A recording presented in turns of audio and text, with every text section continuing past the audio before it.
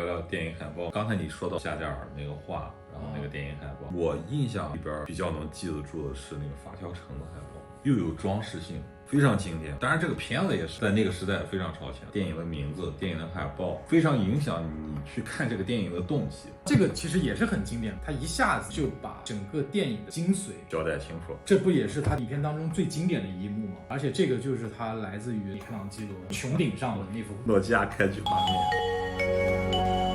像这个《侏罗纪公园》，从这个海报上就给你营造了这样的一个气氛，他把这个地理位置给你圈好了，引起你的兴趣，想要去知道在这个《侏罗纪公园》这里面发生了什么。电影海报视觉的设计，它其实也是有一定的范本或者模板。早期的这些电影画报都是男女主角，那个时候演员的号召力还是比较大。到后来你看，现在这些电影海报它都是趋于好莱坞化，比较经典的这种构图，里面的人物和出现的这些元素罗列在中间，有一个背景别在后面，它是一个工业化标准下的产物。胶贴画最早是劳德雷克，他早期他是给舞厅什么的做的那种东西，还有文字信息在里面，相当于他是为甲方服务的这么一个东西，他已经是有一个创作的目的在了，不是纯粹的一个艺术的表达的东西了。但是他自己也有一些艺术作品。这2年国内炒的比较厉害，有一个海报设计师叫黄海，他从最早给姜文开始设计的那一系列的让子弹飞、太阳照常升起，包括你看黄金时代，原先国产片可能不注重这些东西，整个国内的电影产业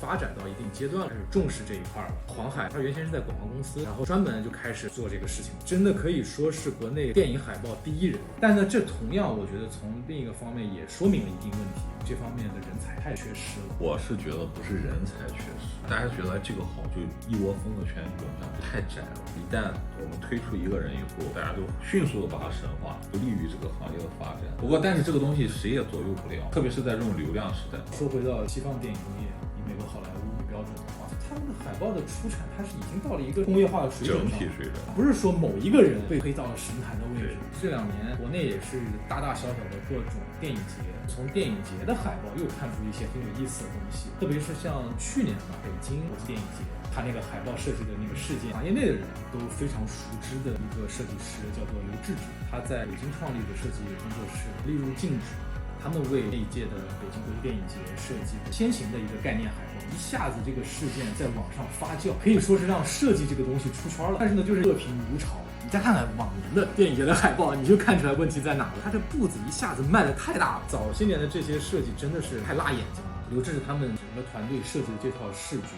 它在行业来说并不是一个特别超前、特别实验、特别不能接受的东西，但是也是站在趋势上。当然，只是说他一下子把这个标准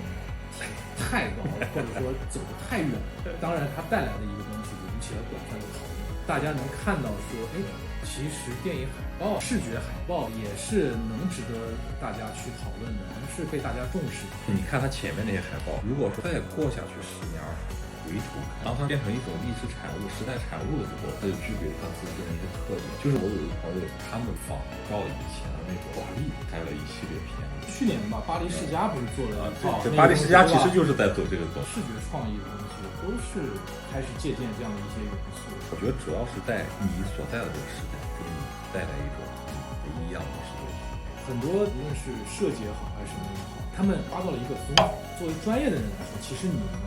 判断出来哪些是真正的做得好的，哪些只是说他改了一个潮流，但是他就会披上这个外衣，我给自己有一个合理化的解释，会说我这就是复古风，或者说我致敬什么什么什么风格。这个就有点像一个流行词一样。你比如说我们现在说这种 ins 风，这个东西你怎么去解释它？但是确实有很大的关注度啊。这个东西还是一个销售层面的事情，设计这个东西你要让客户买单，你得用他熟悉的语言跟他沟通。当受众的知识背景不能判断这个东西是不是好的时候，一旦把这个词儿丢给他，你立刻就能说清楚把这个事情。从另一个方面说，我觉得是要求作为从业人员要能把握清楚，不是说你搭上了这个潮流的快车，你就能做出一个有效的产品、有效的沟通。